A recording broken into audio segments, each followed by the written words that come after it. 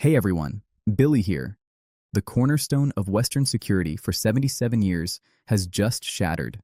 This is not a policy disagreement. This is not a diplomatic spat. This is a divorce, and in this divorce, the United States is being served the papers. Right now, as you are reading these words, the United States is no longer at the heart of the Western world. It is outside, looking in. A furious, united front of world leaders has just executed a strategic maneuver so decisive that it effectively bans the American president from the alliance he once led. They aren't just angry. They are rebuilding the entire architecture of global power, and they are doing it without Washington's input, permission, or even presence. NATO, as we knew it, is broken, and this morning, that became the new operating reality of our world. This seismic rupture was triggered not by a complex treaty violation, but by a single searing insult. The aftermath has seen the United States withdraw from 66 international bodies and slam allies with 41% tariffs.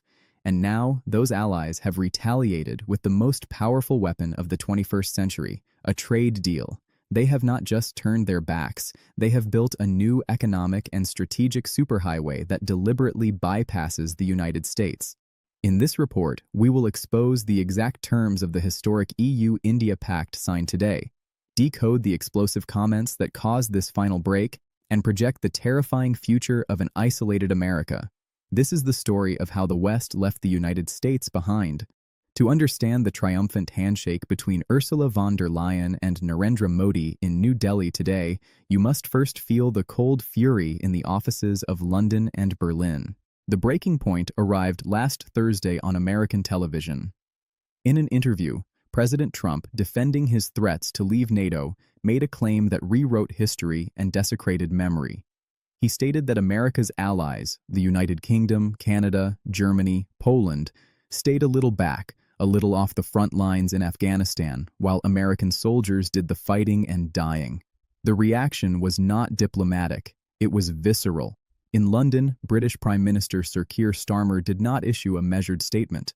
He publicly, directly, and with raw anger rebuked the President of the United States, a nearly unthinkable act. He called the remarks frankly appalling and insulting. But this fury was not just about words. It was anchored in the immutable, sacred data of sacrifice.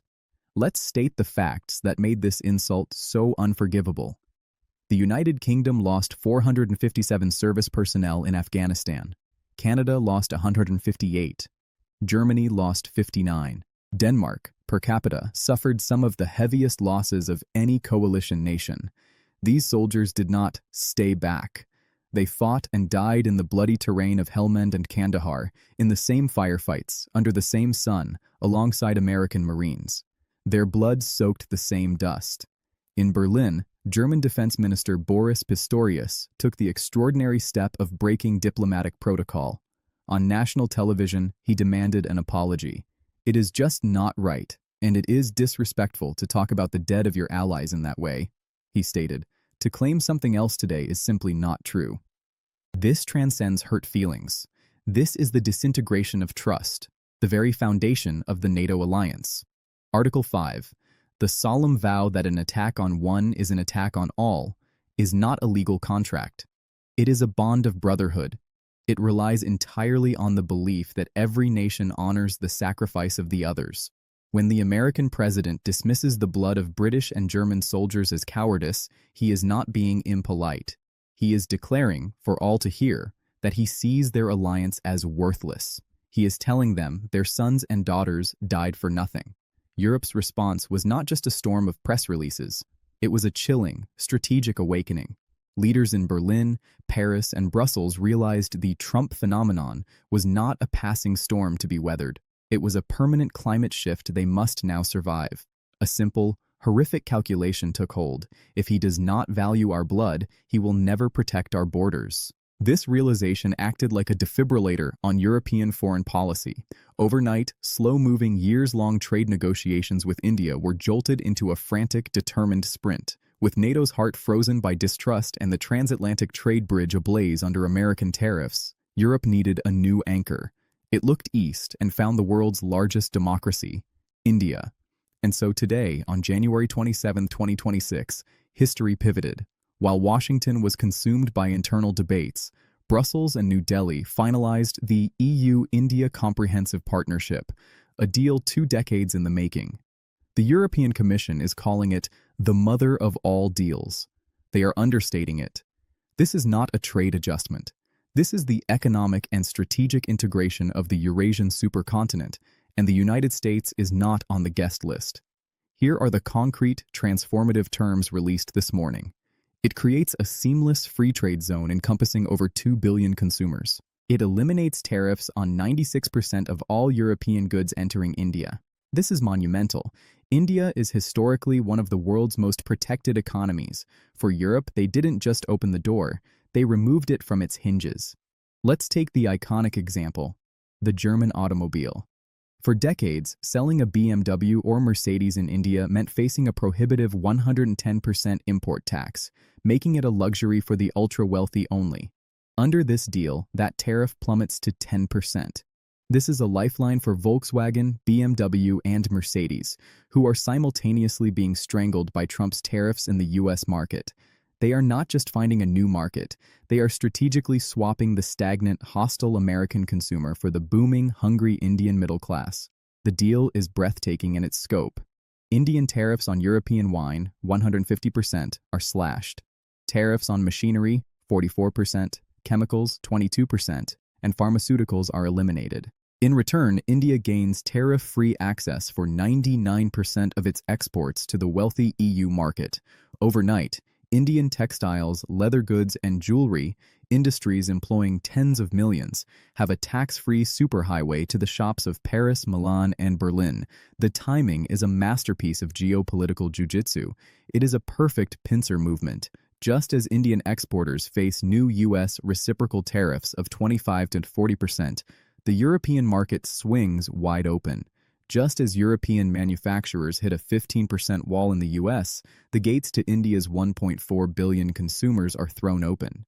The 2 largest democracies on Earth, by population and combined GDP, are formally and publicly hedging their bets against the volatility and hostility of the third. As Ursula von der Leyen stated bluntly in New Delhi, "We have sent a signal to the world that rules-based cooperation still delivers great outcomes." The recipient of that signal in Washington, D.C., has no doubt who it is for. The message is simple. We do not need you to prosper. You will notice the title of this report mentions a ban. Legally, expelling the United States from NATO is virtually impossible, but in geopolitics, you don't need a legal eviction. You simply change the locks. This is the essence of the soft ban, now in effect. A soft ban looks like this.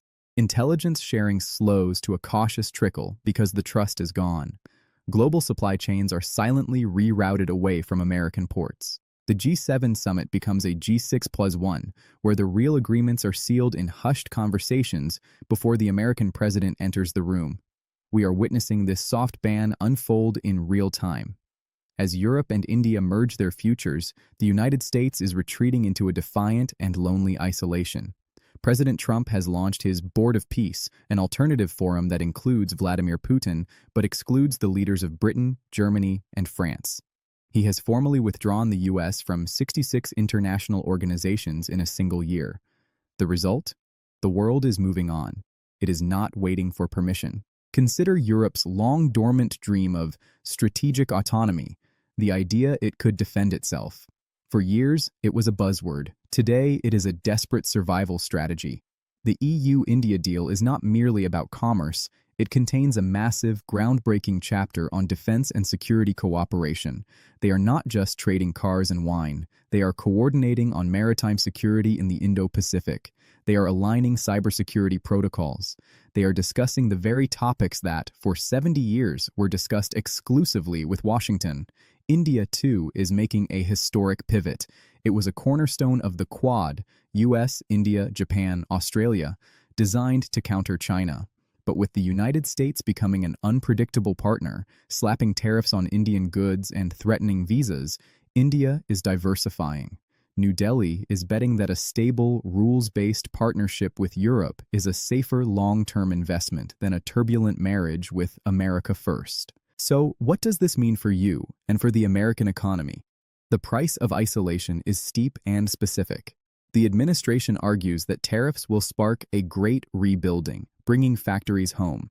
It points to grand pledges, like a $550 billion investment promise from Japan. Economists caution such pledges are often paper tigers, grand gestures that vanish when economic winds shift. The immediate reality for Americans is inflation.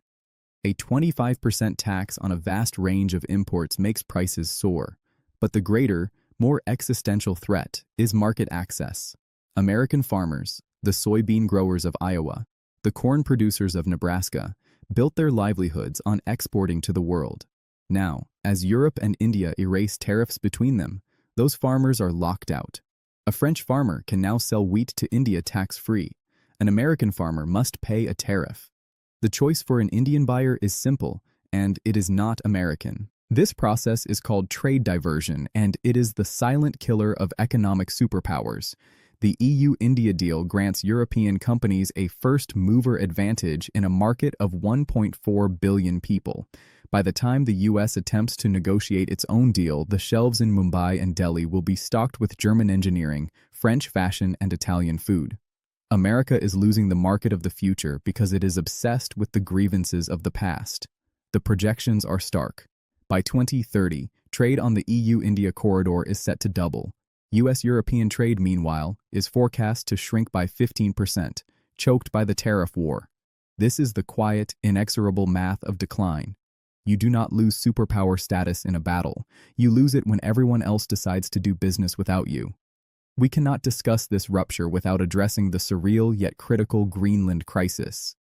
It sounds like a farce, but it is a primary driver of NATO's fracture. President Trump has forcefully renewed his bid to purchase Greenland from Denmark. When Denmark refused, again, he threatened crushing tariffs on the loyal NATO ally. This is not about real estate. It is about the Arctic, the new frontier of global resources and shipping lanes. By publicly bullying a steadfast ally, Trump has terrified the entire Nordic bloc. Sweden, Finland, and Norway now look at the United States not as a protector, but as a potential predator. This has driven them deeper into the EU's defense framework and further from the US-led NATO command. It is another brick in the towering wall of American isolation. History will record January 2026 as the turning point, the moment the powers of the Eurasian rimland decided to join hands and close the gate on the Atlantic power. Donald Trump vowed to put America first. In a tragic and ironic sense, he has succeeded. America is now alone, first in isolation, first in tariffs, but last in the room where the future is being written.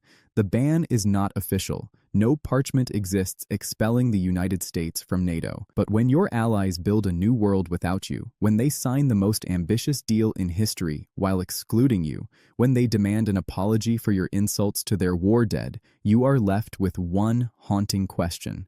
Did we leave them, or did they finally leave us? The EU-India deal is signed. The ink is dry. The tariffs are up. The walls are high. Welcome to the new world. It is a realigned, furious world. And for the first time in a century, America is flying solo. This story is accelerating by the hour.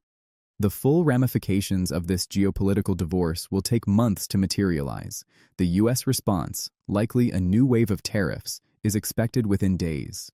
We are tracking the money, the treaties, and the telling silence between world leaders. What do you think? Is this soft ban the end of American hegemony? Or is this a necessary, if painful, correction? The future is being written, and for now, America is no longer holding the pen.